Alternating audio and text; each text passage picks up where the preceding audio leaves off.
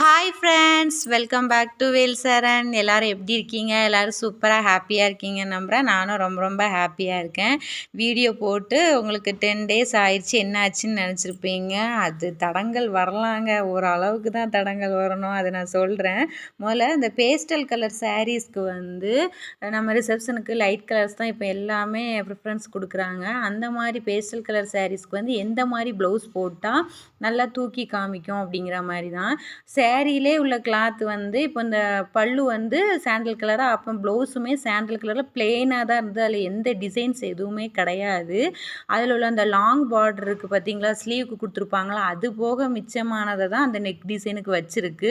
ஆனால் இது பேக்கில் இருக்கனால நம்ம ஃப்ரண்ட்டில் பார்க்கும்போது நம்ம ஷோல்டரில் உள்ள ஃப்ரண்ட்டு மட்டும் அப்படி ஸ்கின் கலரில் இருக்குது. இப்போ நம்மளோட ஸ்கின் கலர் வெயில் படுறதுனால கை ஒரு கலரில் இருக்கும், ஷோல்டர் வெயில் படாத இடங்கிறனால அது ஒரு கலரில் இருக்கும். அப்போ இந்த ப்ளவுஸை நம்ம வியர் பண்ணிவிட்டு சேரீ உடுத்தும்போது சேரீயும் light colour, blouse skin colour அப்படிங்கும்போது அந்த ப்ளவுஸ் அந்தளவுக்கு தெரியல. ப்ளவுஸ் என்ன கலர் போட்டிருக்கோம் அப்படிங்கிறதே தெரியல. இருந்தாலும் அதை தான் ஸ்டிச் பண்ணி போட்டிருக்கும்போது தான் நானே ரியலைஸ் பண்ணேன். சரி, அப்போ நம்ம ஆல்ரெடி நான் இந்த ப்ளவுஸ் பேக்கு பிட்டு ஒரு 10 பீசஸ் இருக்கிற மாதிரி ஒரு 2-3 வருஷத்துக்கு முன்னாடியே நான் வாங்கி வச்சுருந்தேன். அது என்கிட்ட ஸ்டிச்சஸ் பண்ணுவாங்கல்ல, அவங்களுக்கு நான் சேல்ஸ் பண்ணப்போ மிச்சம் அந்த 3 பீசஸ் தான் இருக்குது. அந்த க்ரே கலர் நான் தனியாக வாங்கினது.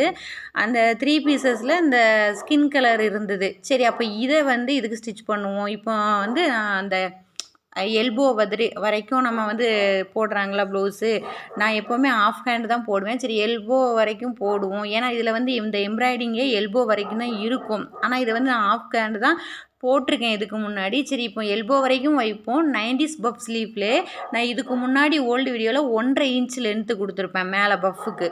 இப்போ 3 இன்ச்சஸ் கொடுத்துருக்கேன், கொஞ்சம் பஃப்பு தூக்குன மாதிரி இருக்கும்னு. ஆனால் இதை ஸ்டிச் பண்ண அப்புறம் எனக்கு ஒரு ஐடியா என்ன வந்துச்சுன்னா, மேக்ஸிமம் 5 இன்ச்சஸாக கொடுத்தா தான் அந்த பஃப் இன்னுமே நல்லா தூக்கி நிற்கும்.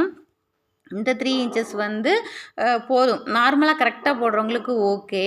இதில் இப்போ என்னென்னா, நான் லைனிங் ப்ளவுஸ் லைனிங் கிளாத் என்கிட்ட எல்லோ, அதாவது டார்க் எல்லோன்னு சொல்ல முடியாது, இதுக்கு போட்டால் வெளியே தெரியாது, லைட் எல்லோவில் இருந்தது. ஆனால் அது ஒரு பீஸ் 1 மீட்ரு தான் இருந்தது. நம்ம எல்போ வரைக்கும் வைக்கிறதா இருந்தால், ஸ்லீவ் வைக்கிறதா நமக்கு 1.25 வேணும். அப்போ என்கிட்ட அந்த கிளாத் எக்ஸ்ட்ரா அதே கலரில் இல்லாதனால நான் ஸ்லீவுக்கு மட்டும் ஒயிட் கலர் கிளாத் எடுத்துக்கிட்டேன். இப்போ நமக்குங்கண்டு அப்படி எடுத்திருக்கோம். இதுவே நமக்கு வர கஸ்டமருக்கு அப்படி இருக்கக்கூடாது. ஃபஸ்ட்டு லென்த் நம்ம எப்போவுமே எல்போ வரைக்கும் வைக்கிறோம்னா 9 இன்ச்சஸ், அதில் எக்ஸ்ட்ரா 1 இன்ச் ஆட் பண்ணுவோம் தையலுக்கு மடித்து. அது 10 கூட இப்போ 3 இன்ச்சஸ் மேலே டாப்பில் ஒரு ப்ளூ கலர் லைன் போட்டிருக்கேன், அது போட்டிருக்கேன். அப்புறம் அடி சுற்றளவு 5.25. அந்த ரைட்டில் பக்க இணைப்பு எப்படி கண்டுபிடிக்கணும் அப்படின்னா, நம்ம நார்மலாக 10 இன்ச்சஸ் லென்த் வைப்போம்ல, அதிலிருந்து 3 இன்ச் கீழே மார்க் பண்ணுறது தான் அந்த பக்க இணைப்பு. ஸ்லாண்டிங் லைன் போட்டுக்கணும். இப்போ மேலே ஸ்கொயர் மாதிரி போட்டிருக்கோமா, அதாவது 10 இன்ச்சஸ் லென்த்லேருந்து மேலே 3 இன்ச்சஸ் எக்ஸ்ட்ரா போட்டிருக்கதை ஒரு ஸ்கொயர் மாதிரி போட்டுட்டு ரஃப்பாக அந்த 10 இன்ச்சஸ் லென்த்லேருந்து அந்த பக்க இணைப்புக்கு லைட்டாக தெரியாத அளவுக்கு ஒரு லைன் போட்டிருக்கேன்.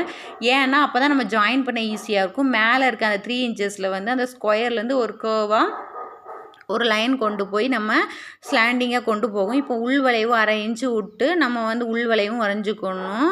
தையலுக்கு விட்ருக்க அந்த 2 இன்ச்சஸ் வரைக்கும் தான் அந்த கர்வ் வரும். அதுக்கப்புறம் அது ஸ்லீப்பிங் லைன் மாதிரி போயிடணும். ஏற்கனவே பழைய ஓல்டு வீடியோவில் ஸ்லீவ் ஜாயின் பண்ணுறதுல நான் சொல்லியிருப்பேன். இப்போ கட் பண்ணியாச்சு. கட் பண்ணிவிட்டு எப்பவும் போல் அந்த நமக்கு அந்த எம்ப்ராய்டிங் உள்ள அந்த ப்ளவுஸ் பீட் இருக்குல்ல, அதில் வச்சு கட் பண்ணிக்கணும்.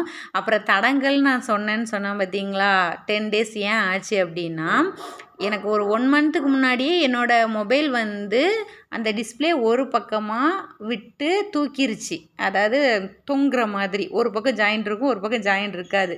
அதை கம் வச்சு நாங்கள் கடையில் வச்சு ஒட்டி கொண்டு வந்துட்டோம். திரும்ப என்ன ஆச்சுன்னா, நான் அந்த ட்ரைபேடில் மாட்டி மாட்டி மாட்டி அந்த ட்ரைபேட் என்ன பண்ணுதுன்னா, செல் அப்படி நெரிக்குது. நெரிக்க என்ன ஆச்சுன்னா, ஃபுல் டிஸ்பிளேவும் அப்படி டாப்பாக கையில் வரும். பேக் அப்படியே இருக்கும், ஃப்ரண்ட்டில் உள்ள அந்த டிஸ்பிளே அப்படி வரும். ஆனால் அது ஒர்க்கிங் கண்டிஷனில் தான் இருக்கும். மொபைலில் நம்ம ஃபோன் பேசிக்கலாம், வாட்ஸ்அப் பார்த்துக்கலாம். ஆனால் நான் மறுபடியும் ட்ரைபேடில் வைக்கிறேன் அப்படின்னா கீழே விழுந்துடும். அதனால் நான் வீடியோஸ் எடுக்க முடியல. இது லாஸ்ட்டு தடங்கல் தான். ஃபஸ்ட்டு என்ன தடங்கல்னா, இந்த டேப்பு மெஷர்மெண்ட் டேப் இருக்குது பார்த்தீங்களா, நியூ டேப் வச்சுருந்தேன் பார்த்தீங்களா, அதை வந்து எங்கள் வீட்டு மணி வந்து கடிச்சு பிச்சு எறிஞ்சிருச்சு. அதனால் ஓல்டு டேப் வச்சு அட்ஜஸ்ட் பண்ணிகிட்டு இருந்தேன், பிறகு வாங்கிக்கலான்னு. நெக்ஸ்ட்டு என்ன பண்ணுச்சுன்னா, நான் ஒரு மினி டைரியில் தான் என்னோட கஸ்டமருக்குள்ளது, என்னோடது, எங்கள் வீட்டில் உள்ளவங்க எல்லாரோட மெஷர்மெண்ட்டும் அதில் தான் மார்க் பண்ணி எழுதி வச்சுருப்பேன்.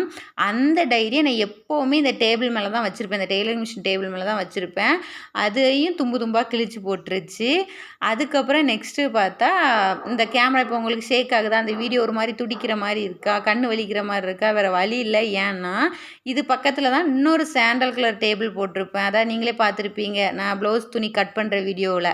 அந்த டேபிள் உள்ள ப்ளைவுட்டையும் எங்கள் மணி வந்து கடிச்சு கடிச்சு கடிச்சு கரும்ப ஆரம்பிச்சிட்டு, இது நல்ல டேபிளை வம்பாய்க்கிறோன்னு சொல்லி நான் அந்த டேபிளை வீட்டுக்குள்ளே போட்டதுனால வேறு வழி இல்லாமல் நான் அந்த ட்ரைபேடை வந்து இந்த டேபிள்லே மாட்டுறதுனால இந்த டேபிள் அதரும்போது ஆட்டோமேட்டிக்காக அந்த ட்ரைபேடும் அதருது. இதுக்கு ஒரே வழி அப்படின்னா, நான் சிட் அவுட்டில் தான் இந்த மிஷினை போட்டிருக்கேன். வேணா வெளிச்சத்துக்காக.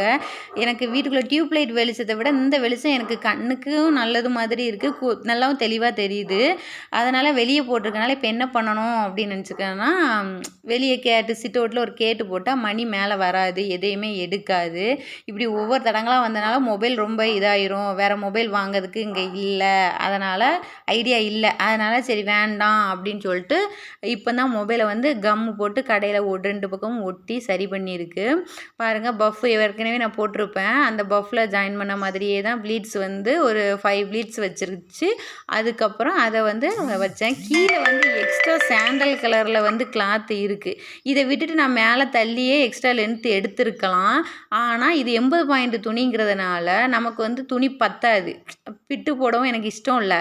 எம்ப்ராய்டிங்குமே இவ்வளோ லென்த்துக்கு தான் இருக்குது. நம்ம எக்ஸ்ட்ரா 3 இன்ச்சஸ் விடுறதுனால அந்த லென்த்துக்கு இருக்காது. அதனால் அந்த பிளாங்காக இருக்கிற அந்த சாண்டல் கலர் கிளாத்தில் மட்டும் நான் பிங்க் கலர் லேஸ் வச்சுக்கிட்டேன். ஏன்னா சேரீ வந்து பிங்க் கலர், பேபி பிங்க்கு தான். ஆனால் பேபி பிங்க் லேஸ் இல்லாதனால நார்மல் பிங்க் லேஸ் வச்சு நான் ஸ்டிச் பண்ணிக்கிட்டேன். இன்னொன்று நெக்கு வந்து ஸ்டார் நெக் தான் வச்சேன். அதில் வந்து ஸ்டோன் லேஸ் வச்சா இன்னுமே கிராண்டாக இருக்கும். என்கிட்ட ஸ்டோன் லேஸ் வந்து காலி ஆயிடுச்சு. சில்வர் ஸ்டோன் லேஸ் தான் இருக்குது. அது வந்து இந்த கோல்டன் கலருக்கோ காப்பர் கலருக்கோ வச்சா எடுக்காது. அதனால் நான் அது வைக்கலை. எப்பவும் போல் சைடு ஜாயின் பண்ணிவிட்டு அந்த சைடில் வந்து அந்த பிசுறு வெளியே வரக்கூடாது. ஓவர்லாக் மிஷின் இல்லாதனால நான் எப்போவுமே மிஷின்லேயே தையல் போட்டுக்குவேன். இப்போ பாருங்கள், பஃப் வந்து எந்த அளவுக்கு தூக்கியிருக்கு அப்படின்ட்டு. இப்போ எப்பவும் போல் நம்ம சைடு ஜாயின் பண்ணியாச்சு. இப்படி உள்ளேருந்து பார்த்தா தான் ஒயிட்டு எல்லோன்னு லைனிங் கிளாத்து தெரியும்.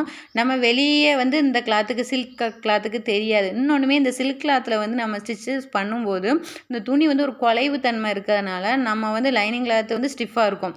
நம்ம இழுத்து பிடிச்சி தைக்கும்போது அங்கங்கே அப்படியே ஒரு மாதிரி சுருங்குற மாதிரி இருக்கும். பார்த்து கேர்ஃபுல்லாக தான் நம்ம கையை வச்சு நல்லா நீவி விட்டுட்டு தான் அடிக்கணும். அந்த மாதிரி தான் நான் ஸ்டிச் பண்ணேன். பொதுவாகவே ஃபங்க்ஷனுக்கு இந்த மாதிரி பேஸ்டல் கலர் சாரீஸ் எடுக்கீங்க அப்படின்னா, இப்போ எல்லாமே snow green, baby pink, baby yellow, baby sky blue colour, அந்த மாதிரி கலர்ஸ்க்கெலாம் இந்த மாதிரி கையில் வந்து ஒர்க் அதிகமாக இருக்கிற மாதிரியும், ஷோல்டர் நல்லா ஒர்க் இருக்க மாதிரியும் பார்த்து தைச்சிக்கோங்க. நல்லாயிருக்கும். ஓகே ஃப்ரெண்ட்ஸ், உங்களுக்கு இந்த வீடியோ ரொம்ப பிடிச்சிருக்கும், யூஸ்ஃபுல்லாக இருந்திருக்கும்னு நினைக்கிறேன். கமெண்ட் பண்ணுங்கள். நீங்கள் கமெண்ட் பண்ணுற ஒவ்வொன்றும் எனக்கு மோட்டிவேட்டாக இருக்கும். லைக் பண்ணுங்கள், ஷேர் பண்ணுங்கள், சப்ஸ்கிரைப் பண்ணுங்கள். Thank you friends. Bye.